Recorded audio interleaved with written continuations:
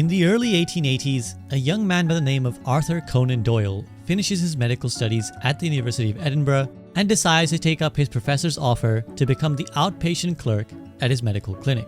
This professor went by the name of Joseph Bell, and Bell was famous for making what he'd call deductions about the people he encountered, where seemingly he could figure out deeply personal details about them just from looking at them. Fascinated by this ability that Bell possessed, Doyle noted down one particular incident he witnessed where Bell performed this rather spectacular party trick of his. A patient walked into Bell's clinic, and this is how the conversation went between them. Bell begins. Well, my man, you served in the army. Aye, sir. Not long discharged?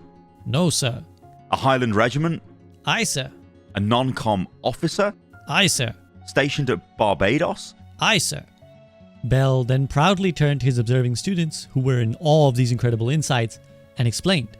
You see, gentlemen, the man was a respectful man, but did not remove his hat. They do not in the army, but he would have learned civilian ways had he been long discharged. He has an air of authority, and he is obviously Scottish. As to Barbados, his complaint is elephantiasis, which is West Indian and not British. When explained like this, these facts seem almost obvious to be able to understand, but it was the way that Bell was seemingly able to pluck these things out of thin air that made it seem so magical to Doyle and anyone else who heard Bell's observations.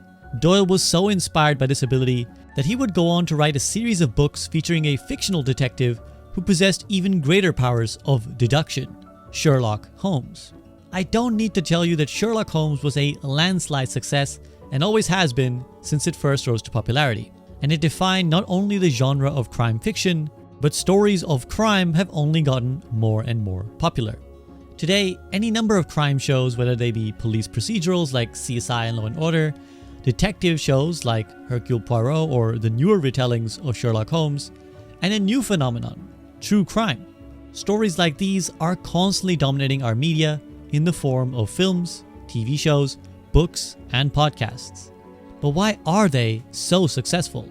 Why are we fascinated by the stories of theft and murder and violence, of detectives and justice bringers, and of those who live outside the law? When I decided to look into this question, I thought the answer would be quite obvious, that some academic institution would have figured this out already. But to my surprise, no one is really looking into this. It's baffling, but there's very little research on this topic out there. To dig into it more, I thought I'd reach out to an actual academic. So I got in touch with Dr. Melanie Halton, a psychologist and senior lecturer at the University of Derby, who is herself a big crime buff. And she confirmed the same thing I was feeling. This area of psychology is really under-researched, to be honest with you. And I've spoken to two academics that I work with who've got similar interests, but specifically looking at the psychology of why everybody, including myself, loves real-life crime is absolutely, there's no research. So after talking with Melanie, I decided to look into this myself. And after months of piecing together various bits of information, I think I have a picture that I can paint for you. But to do so, I need to take you on a journey of how our relationship with crime and stories about crime have changed throughout history. And as we go through it, I think you'll agree that it's not only fascinating, but a little morbid, and often quite surprising.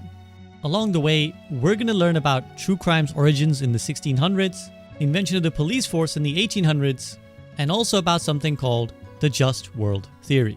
But before that, we have to start where so many things seem to begin: the Bible.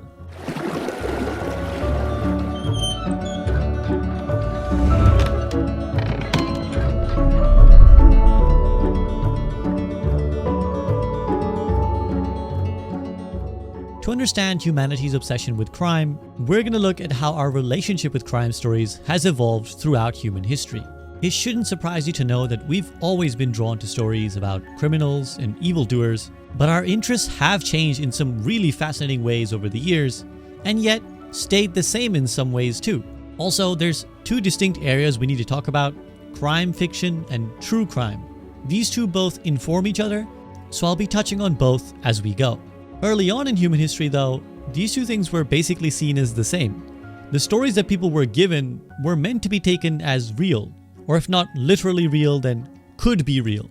They were often about real historical figures. and they usually had one thing in common: God.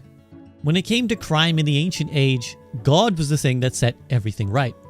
So if we look at the Bible, for example, we have the story of Cain and Abel, which is, if we take it literally, the story of the first ever murder on earth.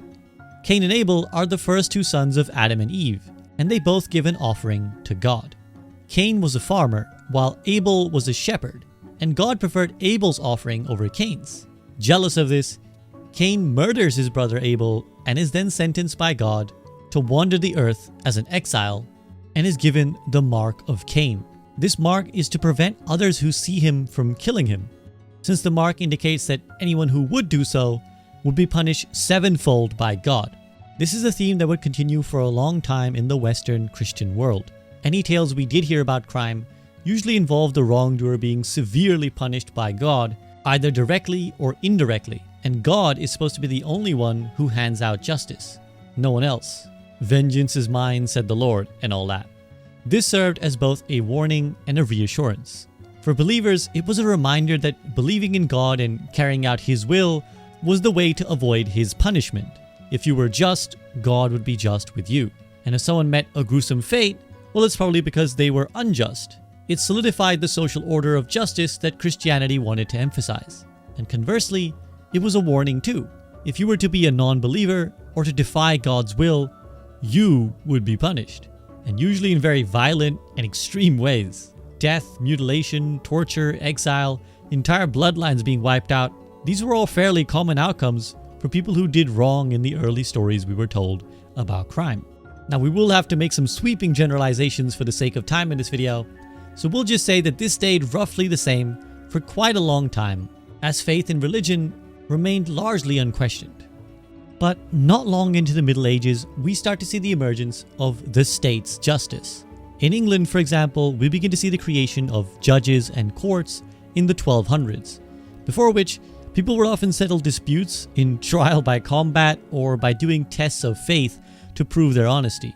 But with the establishment of the courts, we had humans dishing out judgment on one another, and there was a physical person, not God, deciding who was right and who was wrong.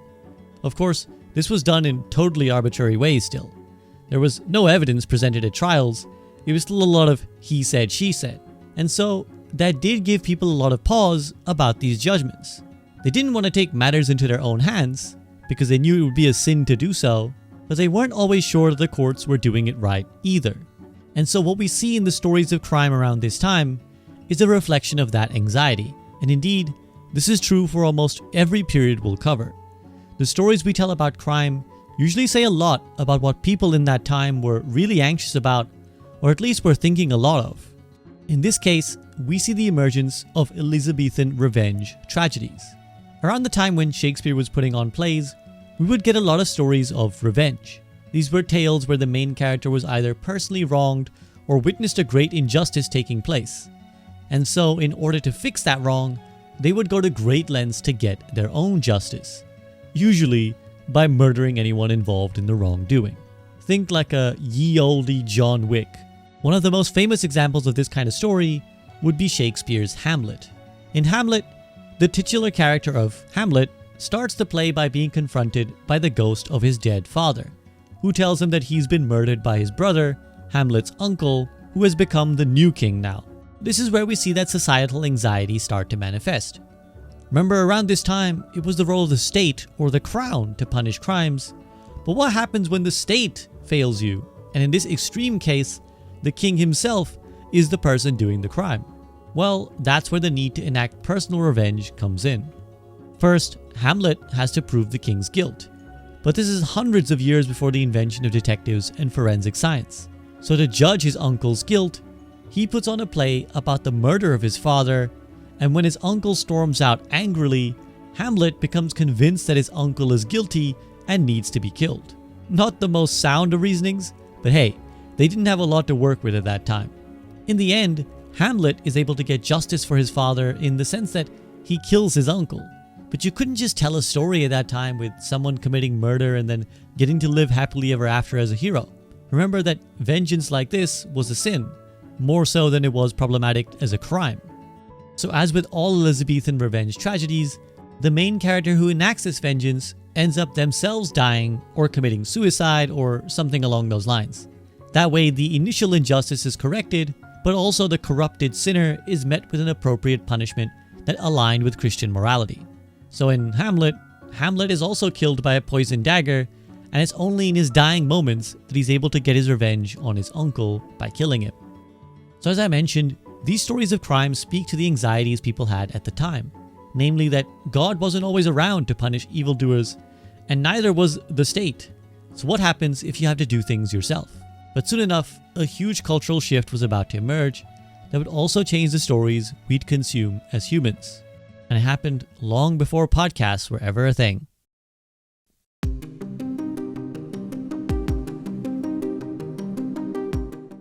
Up until this point in human history, the majority of the public were illiterate.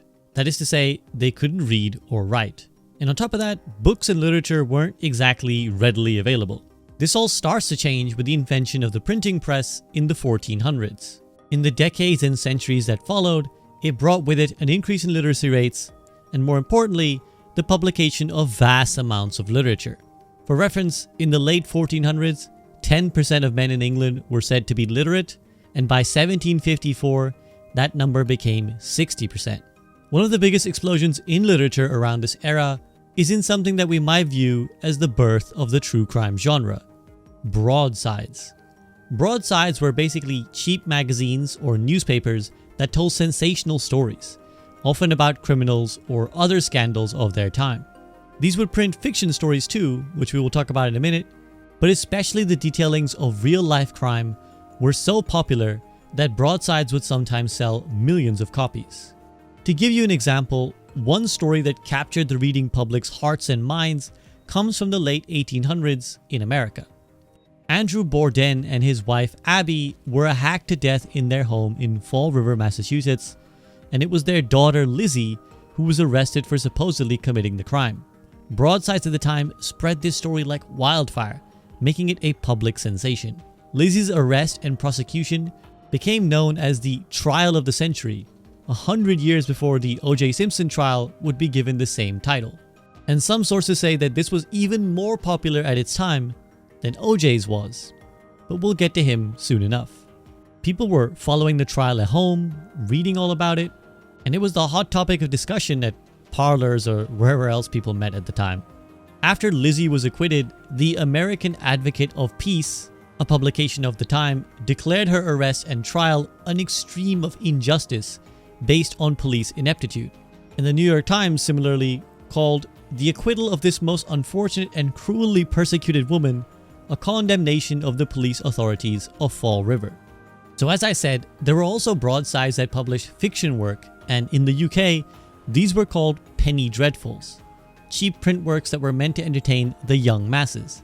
Think of them like Victorian comic books, or as The Guardian describes them, the Victorian equivalent of video games. Penny dreadfuls ushered in a whole new era and genre of crime stories, the detective fiction. A few things were happening around this time. Firstly, in 1812, we get the first official police force being created in the form of the Metropolitan Police in London. And in America, not long after, a writer by the name of Edgar Allan Poe creates the fictional detective of Augustin Dupin, who himself was based on one of the world's first real detectives, a man called Francois Vidocq, a French criminal turned investigator. Vidocq published memoirs describing his work as a detective solving crime, and he influenced not only real police work, but also authors like Poe and Arthur Conan Doyle. Poe's Dupin is widely considered the first detective in fiction, and would go on to be a huge influence on Arthur Conan Doyle's creation of Sherlock Holmes, along with that professor that I told you about at the start of the video. Crime fiction and detective fiction specifically became immensely popular around this time for a few reasons. Firstly, crime in general was becoming a lot more common and visible. With growing industrialization, more people were moving into cities, living close quarters and with a lot more strangers, as opposed to the contained and sparsely populated villages of yesteryear. So people were growing a lot more concerned about everyday crime, like theft and fraud. On top of this, science was starting to expand in a rapid way, and in particular, forensic science. Things like fingerprints were discovered, and we had access to actual logic and deduction to figure out who might have committed a crime, as opposed to Hamlet having to put on a play. So this is where the figure of the detective is the perfect one to both tap into and alleviate the fears of the reading audience. A detective like Sherlock Holmes sees everything. In fact, he sees things that you wouldn't even notice. Details like what a scuff mark on someone's trousers might mean for where they've been, or what the tilt of their hat might say about their social status. Holmes can come in when there's been an injustice and uses infallible logic to solve the crime and fix everything. Justice and order is restored because the figure of the detective replaces what God served as in previous eras, an all-seeing, morally just figure of authority. This also ties in well with a theory called the just world hypothesis. Okay, so the just world hypothesis is a theory of altruism and pro-social behavior. And it's this idea really that there's balance in the world, that we do good to get good back. Everything will work out. It's almost this kind of notion of karma that we have, that when something goes wrong, there is a reason why something goes wrong, and it's somebody's fault. So the just world hypothesis is based on this idea that there is balance, and that when we're a good person, we're a good person because we're good, and good things will happen to us. So innately, human beings have this instinct to want to believe that the world is a fair place. And so the detective in our stories, and possibly in real life, acts as someone who ensures that the world is always just. If someone has upset the social order, the detective will step in and catch and punish them, no matter how they might hide and try to escape it. We no longer needed to rely on God. Instead, we had these good guys out there that would do it for us. This is one of the underlying reasons that detective fiction became so popular. And later on in this video, we'll talk about police procedurals like CSI and Law & Order, and how they evolved from this, as well as talking about how we view real-world detectives and police forces now. But first, there's an important in-between period we need to talk about. Something called the golden age of crime fiction.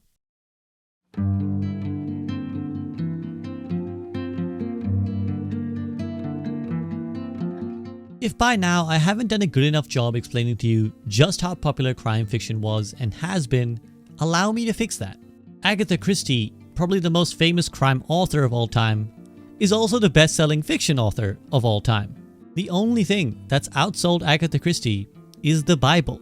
That is the level we're talking about when I say that everyone was and has been obsessed with this stuff. Christie was writing in the period between the First and the Second World War, and along with a bunch of other crime writers, most of whom were women, they established what is now called the golden age of crime fiction. Most notable of these works were the mysteries of Hercule Poirot, a diminutive, eccentric Belgian detective, and Miss Marple, a senile old spinster who sticks her nose in where it doesn't belong and inevitably solves a crime and saves the day. One of the reasons these stories were so popular was that they invited the reader to solve the crime themselves. Where Sherlock Holmes would often pick up on things that no ordinary person would, Christie's stories were very deliberate about giving the reader all they needed to solve the crime themselves. In fact, Christie, along with several writers of her time, was part of an organization called the Detection Club, a group of crime writers who came together periodically to discuss how their books would function. One of the rule sets that the Detection Club adhered to was what they called Knox's Commandments. And one of the most important commandments was that the reader should have access to the same information that the detective does and have a fair chance at guessing the guilty party. This all speaks to a human instinct of ours. We like to solve puzzles. And on top of that, we like to think that we're a little bit good at everything. That if put in a certain situation, like the detective, we'd be able to come out on top. You could think of it as something like a football manager syndrome. It's like football managers. Everybody thinks they can do a better job than a football manager. That's how they feel, we are when we watch crime detectives. We would have picked up on that. We would have noticed that. By now, you've hopefully figured out a pattern, that the crime stories that Agatha Christie told probably speak to some sort of anxiety of her time. And if you did, then well done. You've been paying attention. You should like this video and subscribe to this channel and watch more of my content. And if you didn't guess this, then you definitely need to watch more of my content. Christie was famous for writing what we now call locked room mysteries. Stories where there's a closed off room with seemingly no access to it, and yet someone has been murdered inside it. And if not a fully locked room, her stories were often set in a large country house with only a handful of people who could even possibly get in or out, like a party or a gathering, where only 10 or so people have been invited. These spoke to two distinct anxieties. The first was, understandably, about the World War, and what seemed at the time to people an ever-expanding and dangerous world. Critic John Scagg, whose fantastic book Crime Fiction has been a major source for this video, summarized it like this. The locked room mystery was immensely reassuring for the interwar reading public, reducing the world as it did to self-contained, enclosed, manageable proportions and dimensions. This is to say that basically, by narrowing the scope of the story down to one relatively small and contained setting, the world seemed a lot more manageable to the reader. When something goes wrong, namely when a crime occurs, the detective can step in and fix it, and so the problems of the world at large can be solved in a relatively straightforward way, reassuring in a time where it seemed like literally the world was at war, and solving such a conflict seemed so daunting. Another anxiety that Christie's novels spoke to came from another huge cultural shift.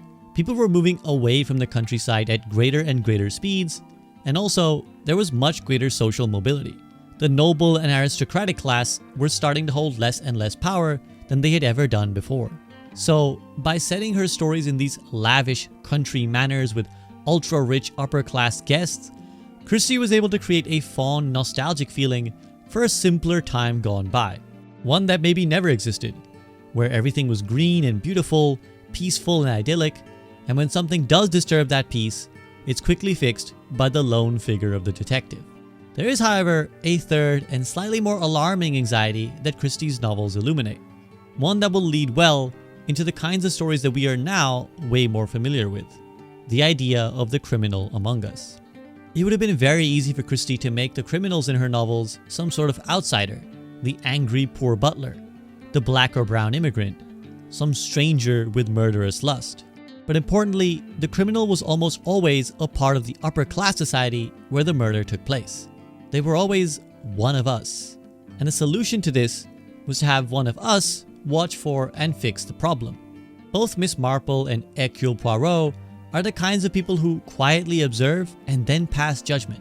As John Scagg continues, by identifying the threat to social order as coming from within, Golden Age fiction emphasizes the necessity, embodied in the figure of Miss Marple, of a society that maintains the social order through self-surveillance. The positive interpretation of this would be to say that we need to hold each other to account for watching the bad apples among us.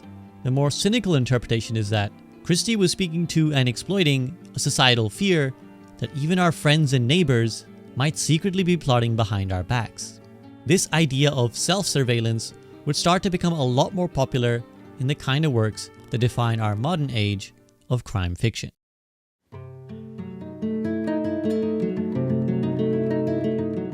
In the late 18th century, philosopher Jeremy Bentham proposed the idea of the panopticon, which he felt would be the ideal form of keeping order and control in places like hospitals, schools, and particularly prisons.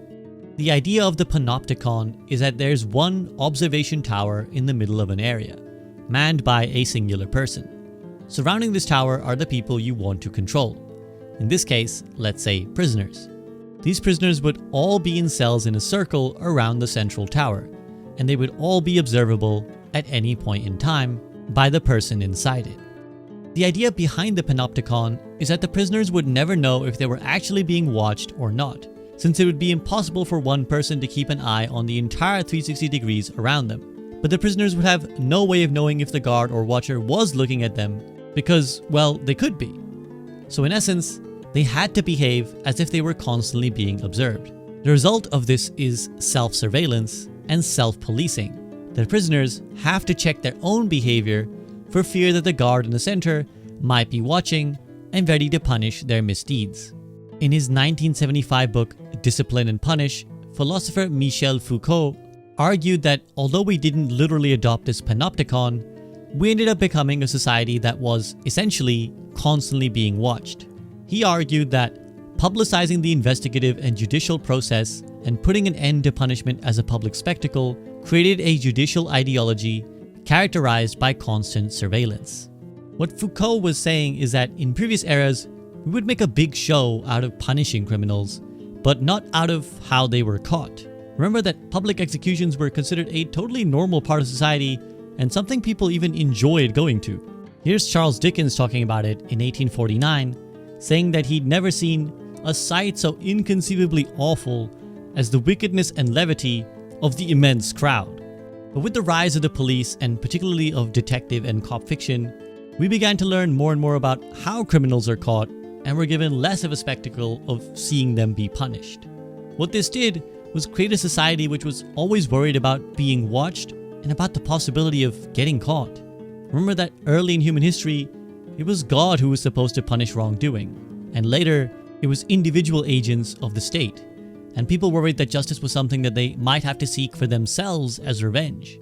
With the creation of the detective, we had one figure that would come in and fix stuff, but still it was just one person. In the mid-1900s, we start to get the police procedural, a work of fiction that aimed to base itself very much in reality. Books and later TV shows that were very interested in showing not just real stories of crime, but also real stories for how police solve crime. Forensics, DNA evidence, security cameras. The impression that police procedurals began to give is that the police are always watching. Whenever and wherever you commit a crime, you will leave a trail behind.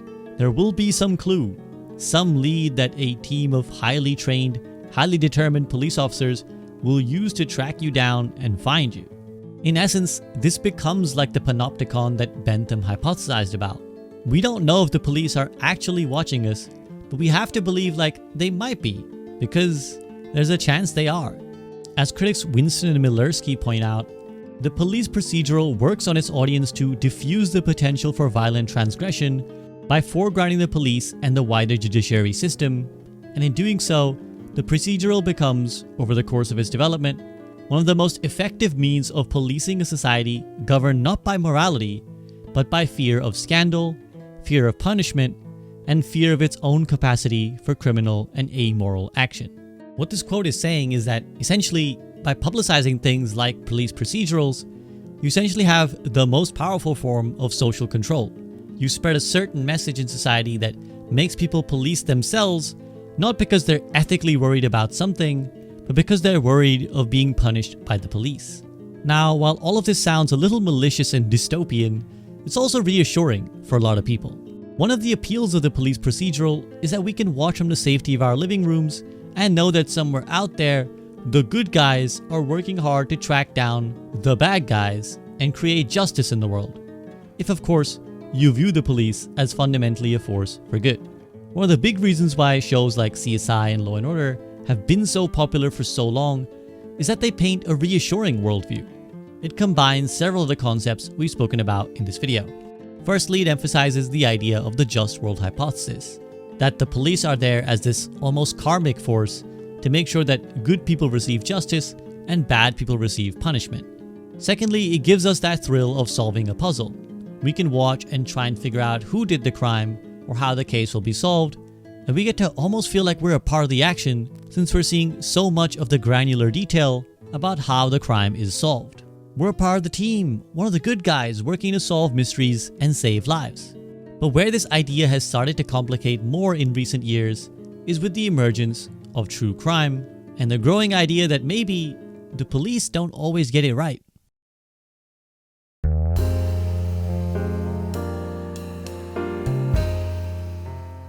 In 2014, journalist Sarah Koenig and her team created a podcast called Serial, a 12-part series telling the story of a man called Adnan Syed. Syed was convicted as a teenager for the murder of his ex-girlfriend Hae Min Lee, but maintained his innocence then and does to this day. Over the course of the podcast, Serial explores the idea of his innocence as the creators reinvestigate the evidence the police put forward, while also digging into their own leads to see if they can come to a clearer conclusion of Adnan's guilt or innocence. The podcast was a roaring success and is widely credited with the exploding popularity of both the podcast format and the true crime genre that came after it. Since then, we've seen a number of shows, documentaries, and podcasts exploring the idea of true crime, that is, real-life occurrences of crime. As we've already discussed, fascination with real crime and criminals is nothing new.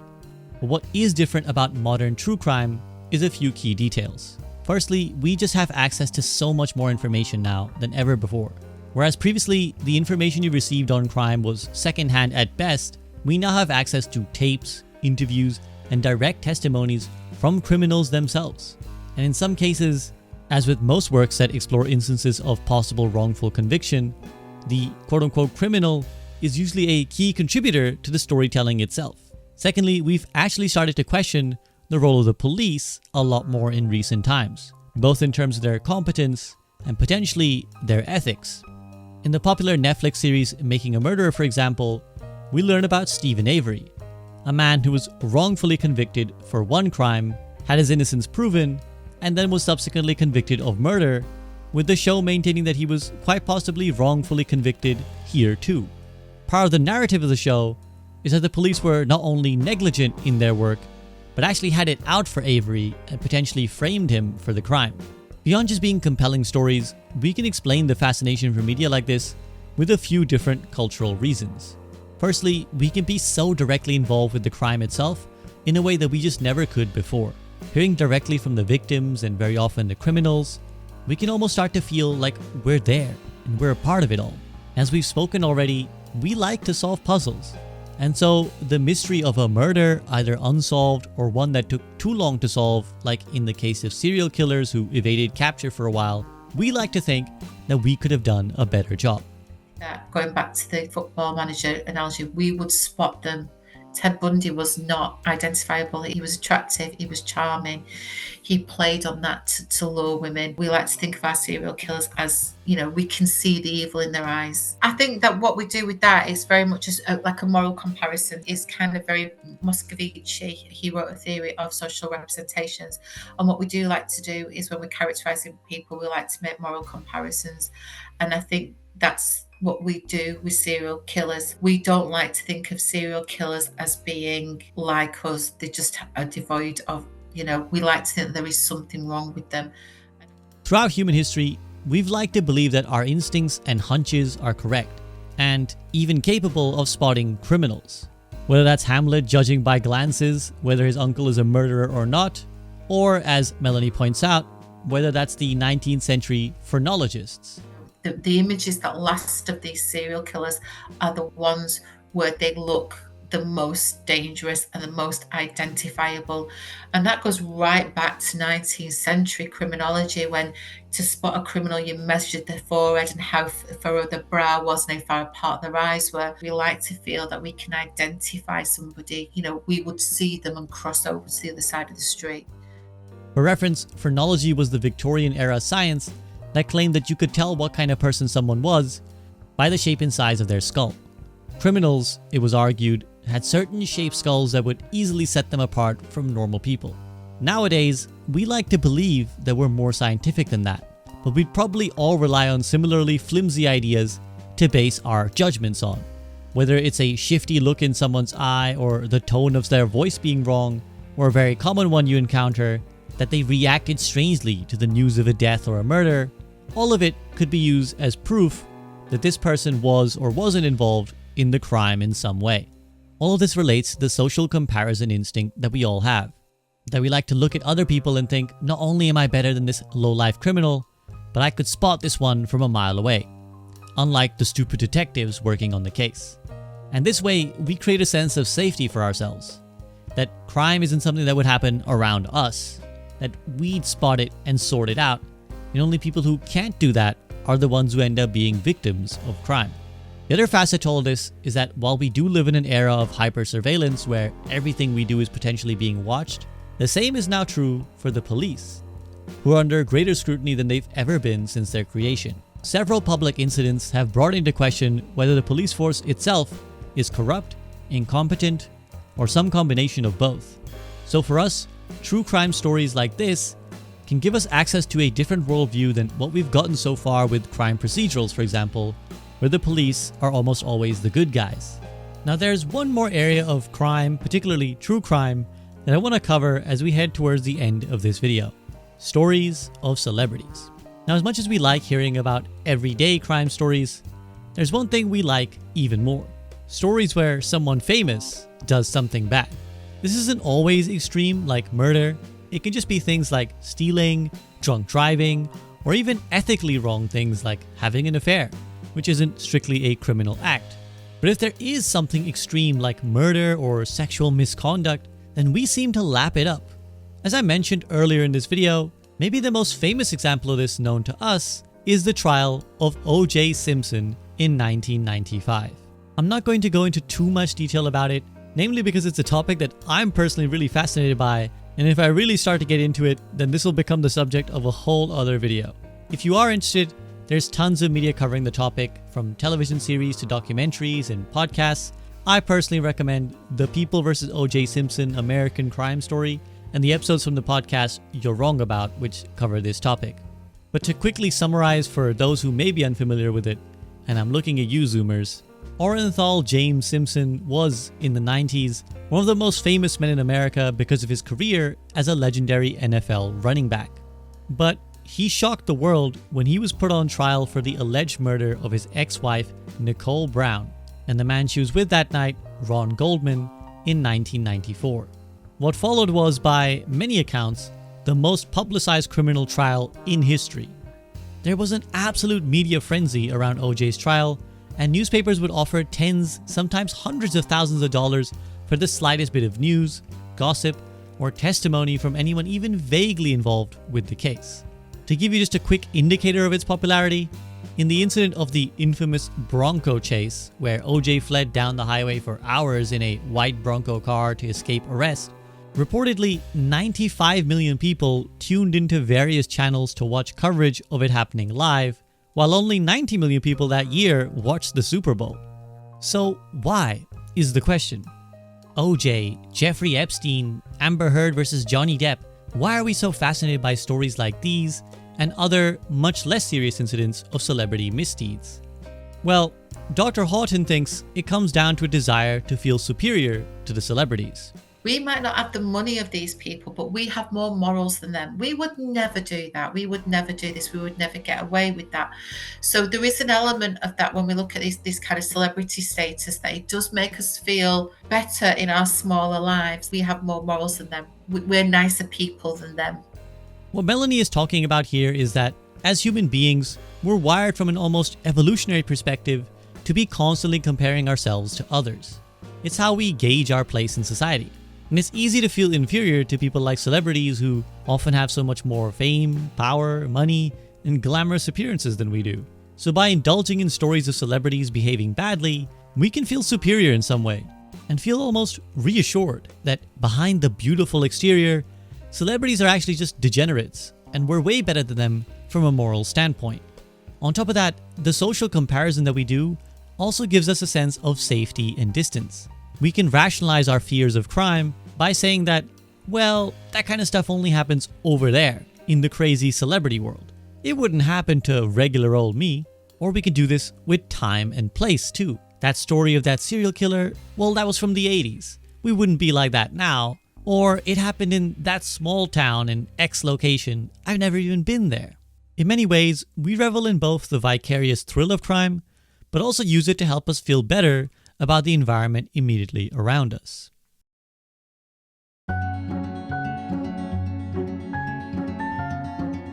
So where does that leave us on our journey of crime and understanding our fascination with crime stories?